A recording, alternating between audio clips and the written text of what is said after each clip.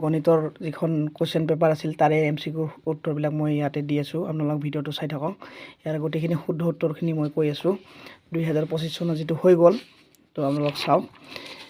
এইখন হৈছে এ ব্লকৰ পেপাৰ হয়, তো আপোনালোকৰ চাই ল'ব কি চিৰিজৰ, কিন্তু হ'লেও কুৱেশ্যনবিলাকৰ কিটো একে থাকে।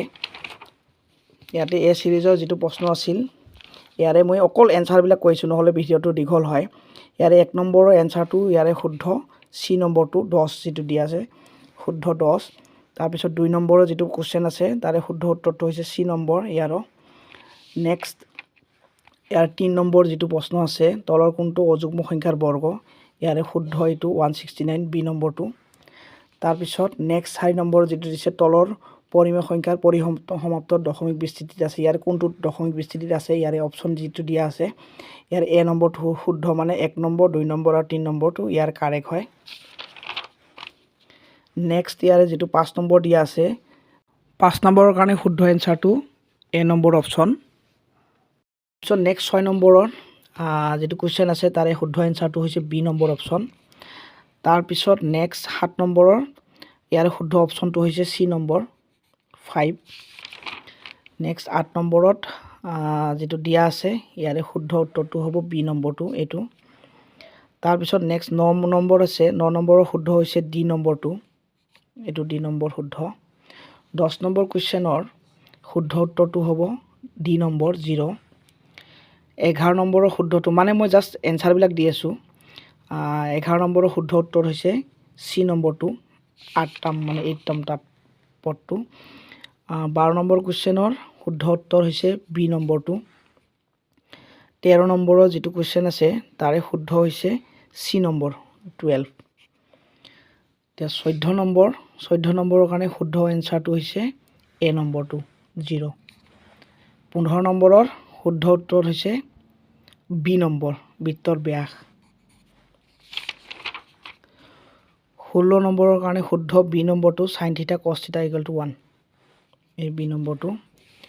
তাৰপিছত 17 নম্বৰৰ শুদ্ধ হৈছে 12, মানে দুটা যোগ কৰিলে 5 + 7 12 হয়, গতিকে এইটো 12 হ'ব।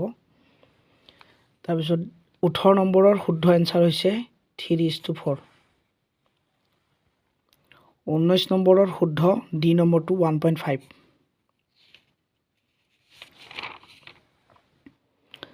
20 নম্বৰৰ শুদ্ধ ডি নম্বৰটো 8। 21 নম্বৰৰ শুদ্ধ ডি নম্বৰ 9। এতিয়া 22 নম্বৰৰ শুদ্ধ হ'ব বি নম্বৰটো। 23 নম্বৰৰ শুদ্ধ হৈছে চি নম্বৰ। 24 নম্বৰত শুদ্ধ হৈছে খুব বেছি দুটা, মানে ডি নম্বৰটো। 25 নম্বৰ শুদ্ধ, ৰৈখিক সমীকৰণ আমাক বাছিবলৈ দিছে দুটা চলকযুক্ত, এ নম্বৰটো শুদ্ধ। 26 নম্বৰ কুৱেশ্যনৰ পিৰ 4ৰ বাহিৰে সকলো মান, মানে এইটো হ'ব অপশ্যন এ শুদ্ধ। 27 কুৱেশ্যনৰ অপশ্যনৰ শুদ্ধ হ'ব বি নম্বৰটো। 28ৰ শুদ্ধ বি নম্বৰটো। 29টো শুদ্ধ হৈছে বি নম্বৰটো। 30 নম্বৰত শুদ্ধ হ'ব চি নম্বৰ -15। 31ৰ শুদ্ধ চি নম্বৰটো 1.2। 32ৰ শুদ্ধ হৈছে ডি নম্বৰটো। 33ত শুদ্ধ বি নম্বৰটো 4। 34ত শুদ্ধ 6 or -2 চি নম্বৰটো। 35ত শুদ্ধ হৈছে ডি নম্বৰটো 1। 36ত শুদ্ধ বি নম্বৰটো 2 sec θ। 37ত শুদ্ধ ডি নম্বৰটো 40। 38ত শুদ্ধ চি নম্বৰটো π/12r²। 39ত শুদ্ধ ডি নম্বৰটো 7। 40ত শুদ্ধ এ নম্বৰ 2।